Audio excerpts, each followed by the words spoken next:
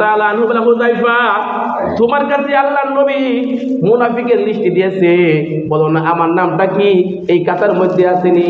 হুযায়ফা রাদিয়াল্লাহু তাআলা আনহু বলে যে না না, এটা বলা যাবে না, রাসূল নিষেধ করছে, বলা যাবে না, বলা যাবে না।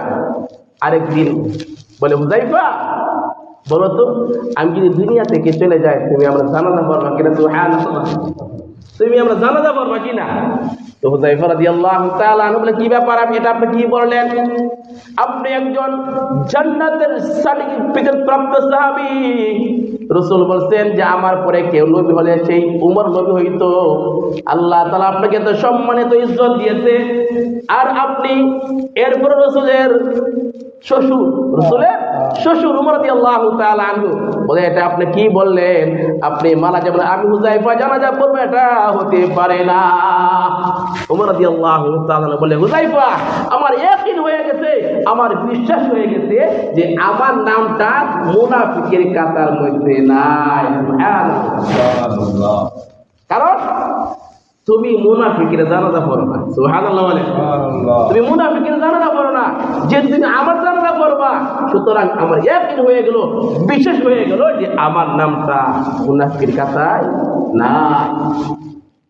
এজন্য জুমার গুরুত্ব এবং ফজিলত পয়গম্বর আরবি সাল্লাল্লাহু আলাইহি ওয়াসাল্লাম বলেন যে কেউ যদি শুক্রবার দিন গোসল করার পরে পবিত্র হয়ে খুশবু লাগায়া, তেল লাগায়া, সাজসজ্জা করে মসজিদে আসে, আল্লাহ তাআলা গর্ব করে, এবং এই যখন মসজিদে আসার পর আপনার যেখানে জায়গা পায় সেখানে বসে যায়, বসে যাবার পর যখন ইমাম সাহেব বয়ান করে, বয়ান শুনে, যখন খুতবা পড়ে, খুতবা শুনে, سيئات أعمالنا من يهده الله فلا مضل له ومن يضلله فلا هادي له ونشهد أن لا إله إلا الله وحده لا شريك له ونشهد أن سيدنا وسندنا وحبيبنا وحبيب قلوبنا وطبيب ربنا ومولانا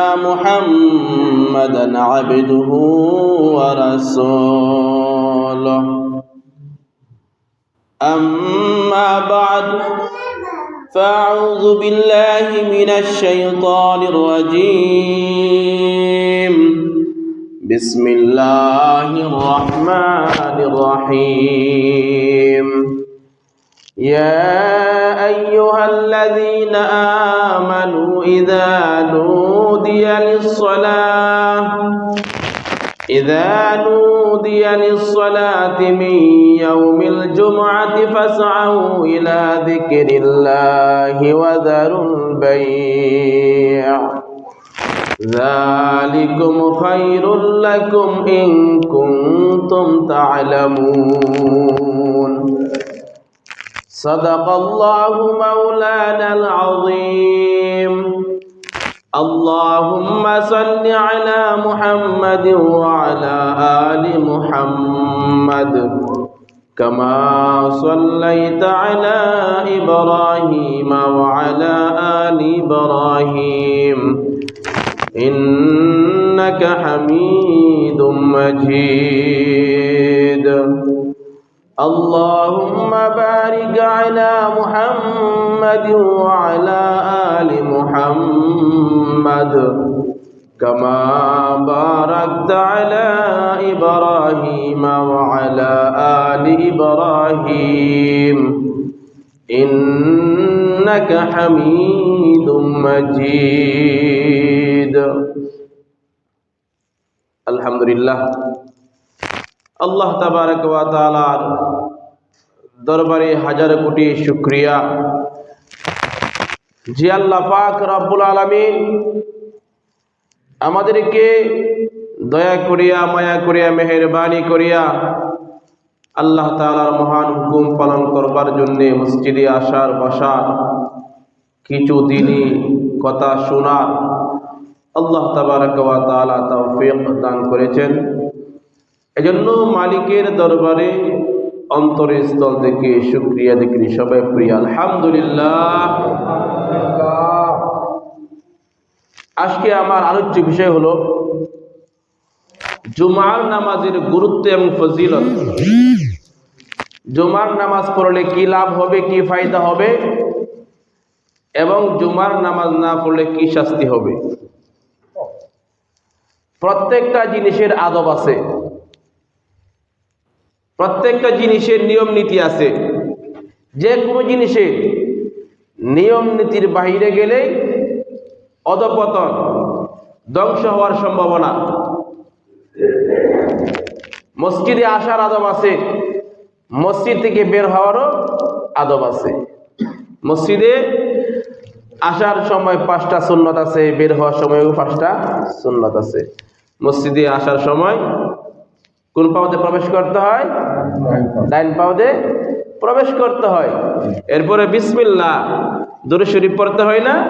বিসমিল্লাহি ওয়াসসালাতু ওয়াসসালামু আলা রাসূলিল্লাহ। এরপরে দাও আল্লাহুম্মা ইফতাহলি আবওয়াব রাহমাতিক, আল্লাহুম্মা ইফতাহলি আবওয়াব রাহমাতিক। ডান পা দিয়ে প্রবেশ করা, ইতিকাফে নিয়ত করা।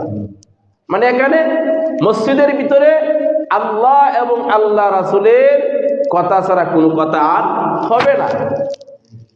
এটা মসজিদের আদব। আর দুনিয়াবি কথা মসজিদের বাইরে যায় বলতে হবে।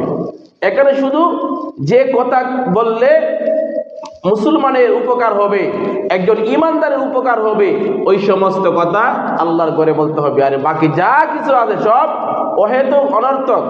এই সমস্ত কথা থেকে আমাদের বাঁচতে হবে, বিরত থাকতে হবে। এরপরে মসজিদ যতক্ষণ একটা মানুষ বসে থাকবে ততক্ষণ পর্যন্ত তার আমল নামায় নেকি লেখা হবে। সুবহানাল্লাহ। আপনি কিছু করছেন না, চুপচাপ বসে আছেন, এরপরও নেকি লেখা হবে। আর যদি বলা হয়েছে যে একটা মানুষ যতক্ষণ পর্যন্ত নামাজের অপেক্ষা করে, যে আগে মসজিদে চলে আসছে এখনো আজান পড়ে নাই, কিন্তু তার মনে কি তামান্না যে কোন সময় আজান হবে, কোন সময় আজান হবে, এরপরে নামাজ পড়বে। এই জন্য তো আল্লাহ রাসূল বলেন যে কাল হাসরের ময়দানে যেদিন আল্লাহর আরশের ছায়া ছাড়া কোন ছায়া থাকবে না, এই আরশের ময়দানে 7 প্রকার মানুষকে আল্লাহ তাআলা আশ্রয় দান করবে। সুবহানাল্লাহ। এই 7 প্রকারের মধ্যে একজন হলো ওই আল্লাহর বান্দা যার সম্পর্ক থাকবে মসজিদের সাথে। সুবহানাল্লাহ। যার সম্পর্ক থাকবে কি? মসজিদের সাথে।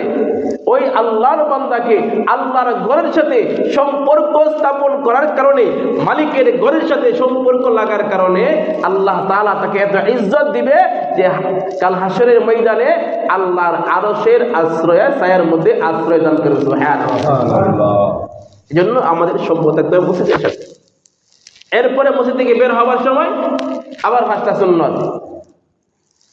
বিসমিল্লাহ পড়া, দুরূদ শরীফ পড়া, দোয়া পড়া। বিসমিল্লাহি ওয়াসসালাতু ওয়াসসালামু আলা রাসূলিল্লাহ আল্লাহুম্মা ইন্নী আসআলুকা মিন ফাদলিক। বাম পা দিয়ে প্রবেশ করা। এরপরে ডান পায়ের জুতা আগে পরিধান করা। এটা মসজিদের আদব। এভাবে যে আসবে, যে চলবে, তার জীবনটা হবে সফল, সুন্দর জীবন হবে।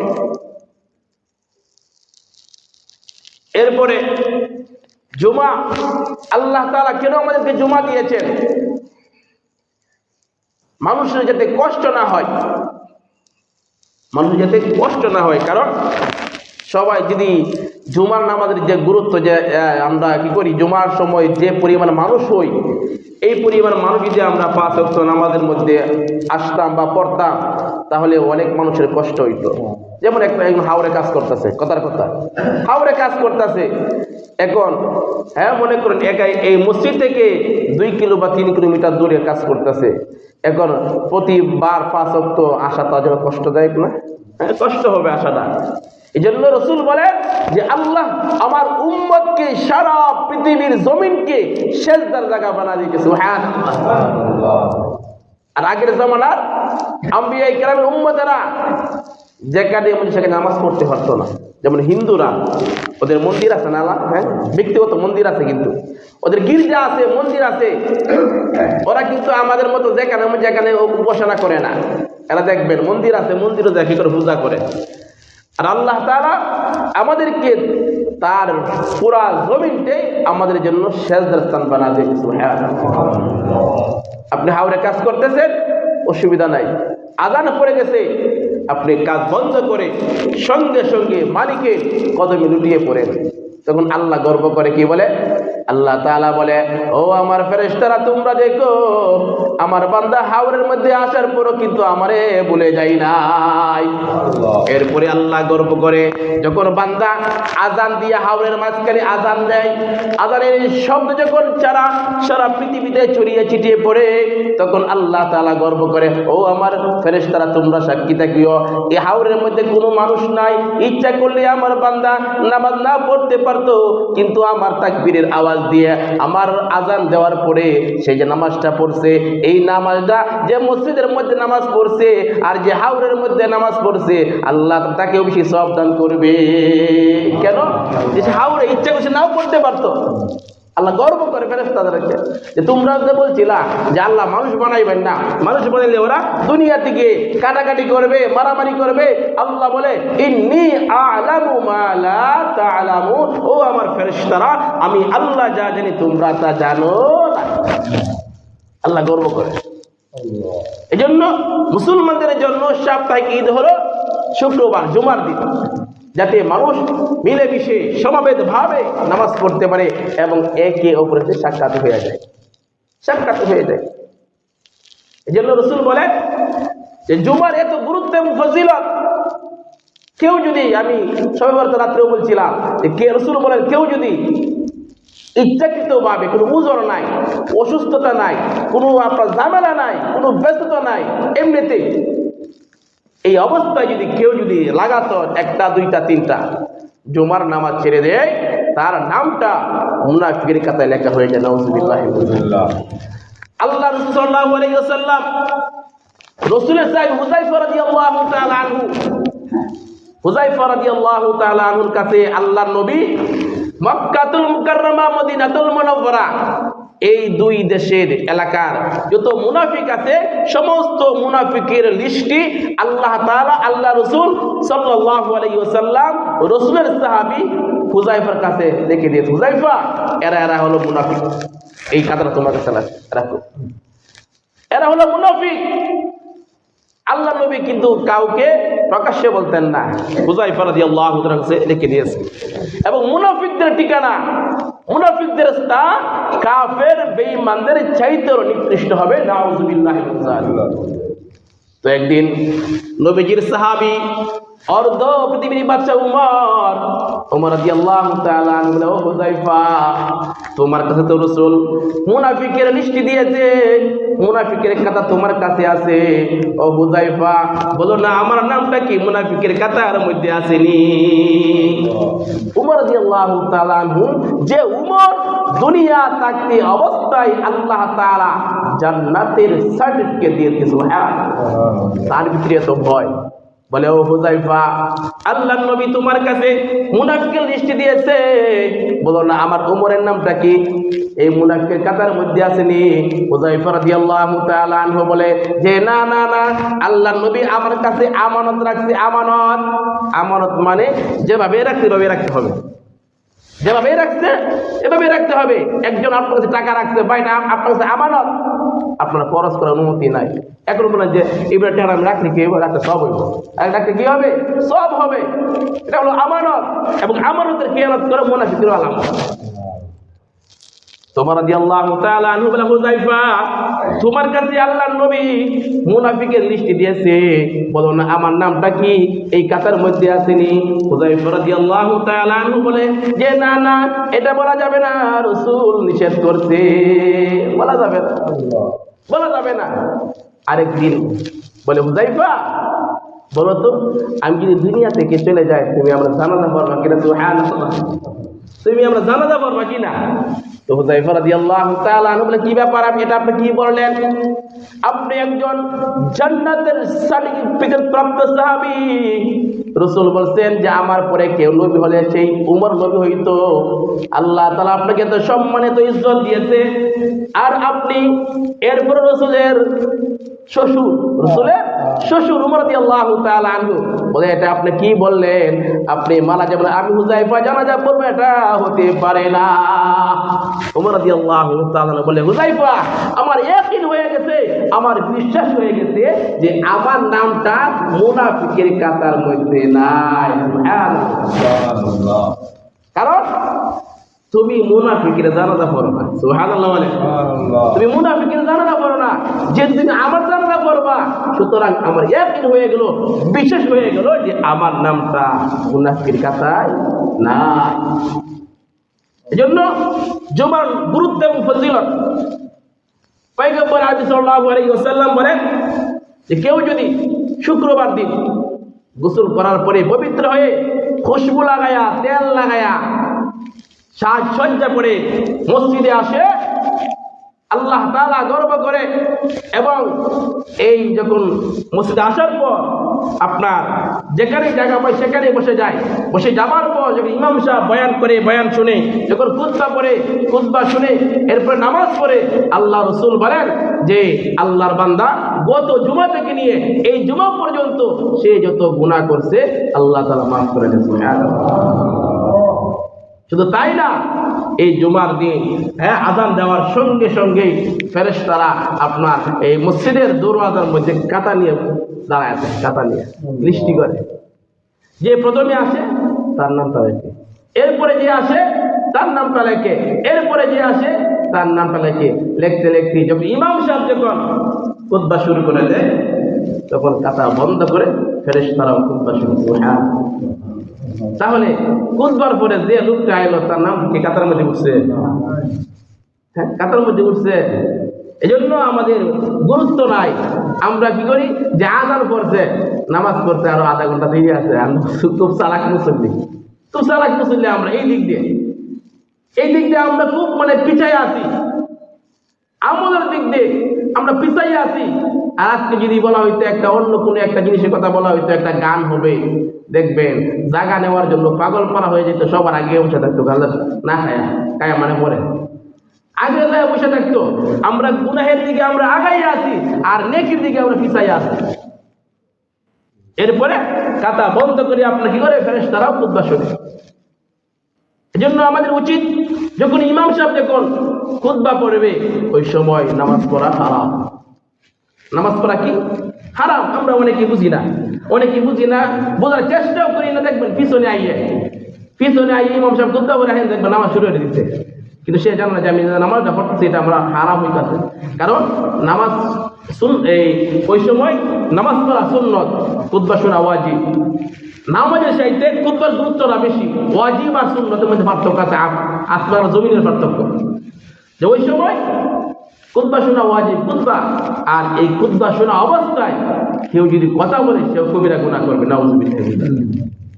যেটা চুপচাপ থাকতে হবে, একনিষ্ঠভাবে এক মনে খুতবা শুনতে হবে। রাসূল বলে যে যারা এইভাবে কি করবে, আমল করবে, আল্লাহ তাআলা গত জুমা থেকে নিয়ে এই জুমা পর্যন্ত তার আমল নামায় যত গুনাহ হয়েছে এই সব গুনাহ মাফ করে দিবে। সুবহানাল্লাহ।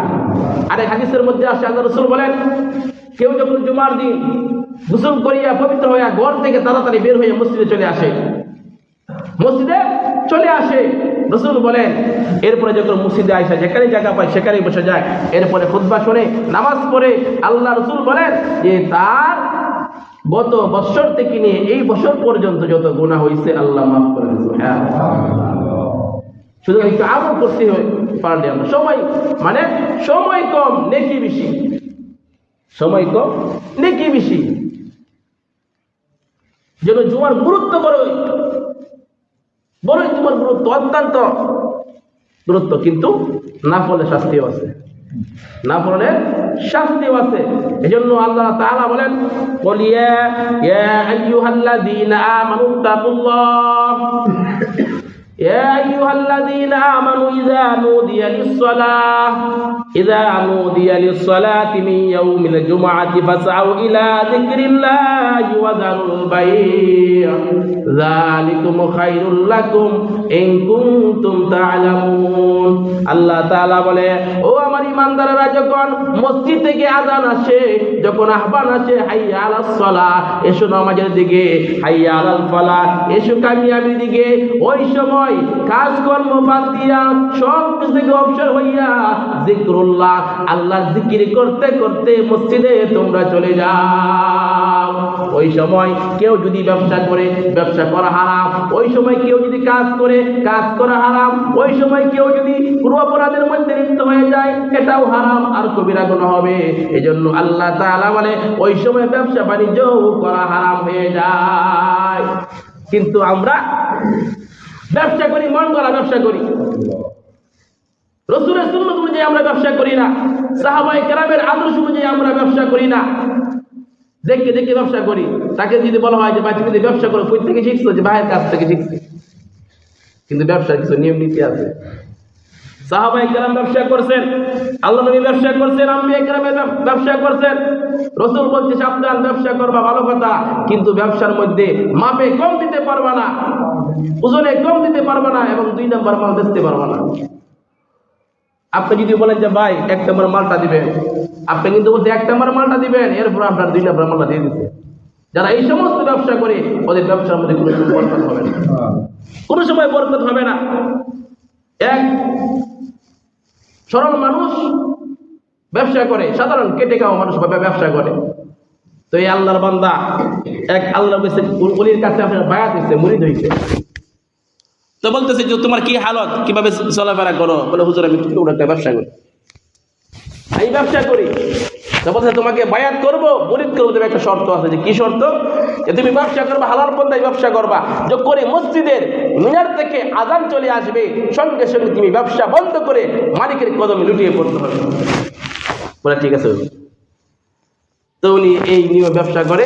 যখনই আযান হয়ে যায়, এই দোকানের পাশে হলো এক ইহুদির দোকান। যখনই আযানের সময় হয়, তখন তার দোকানের মধ্যে মানুষ ভিড় করে। তো উনি বলে যে না ভাই, এখন আযান হয়ে গেছে, এখন এই মাল বিক্রি করতে পারবো, এই মাল বিক্রি করতে পারবো না। উনি দোকান বন্ধ করে দেয়, বলে যে পাশে ইহুদির দোকান আছে, সেখানে চলে যান। ইহুদিরা তো খুশি, দেখে কেমন দেখো, কাস্টমারটা আমার দোকানে পাঠায় দিতে। এভাবে চলতে যান, ইহুদি খুশি, ভালো। একদিন এমন অবস্থা, সকাল থেকে যে মানুষের আনাগোনা, যত দোকানের মাল ছিল সব দোকানের মাল বিক্রি করে দিত। আল্লাহর বান্দা খুশি হয়ে গেছে হুজুরের কাছে। হুজুর মনে মনে হাসতেছে, হ্যাঁ হাদিয়া তোফা নিয়ে গেছে। হুজুর বলতেছে আজকে ব্যবসায় মনে কিছু লাভ হয়েছে না? আজকে ব্যবসায় কিছু লাভ হয়েছে যে হুজুর আজকে যত দোকানে মাল ছিল সব বিক্রি করে দিয়েছি। হুজুর বলে শুকরিয়া আদায় করো আল্লাহ, আল্লাহর শুকরিয়া আদায় করো।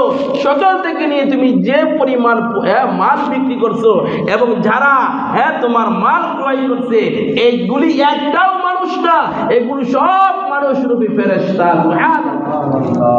সব মানুষ রূপী ফেরেশতা।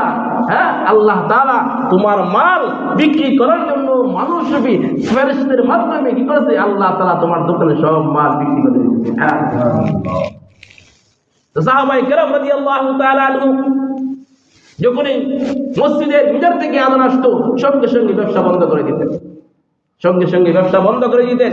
এমনকি এই পৃথিবীতে আল্লাহ এমন কিছু বান্দা রাখছেন, যে বান্দারা আমল করছে অল্প, কিন্তু আল্লাহ তাআলা তার সম্মান আলেমের চাইতে উপরে দিয়ে দিয়েছে। আব্দুল্লাহ ইবনে মুবারক রাহমাতুল্লাহি আলাইহি, যুগ শ্রেষ্ঠ আলেম আব্দুল্লাহ ইবনে মুবারক, তিনি দুনিয়া থেকে চলে গেছেন।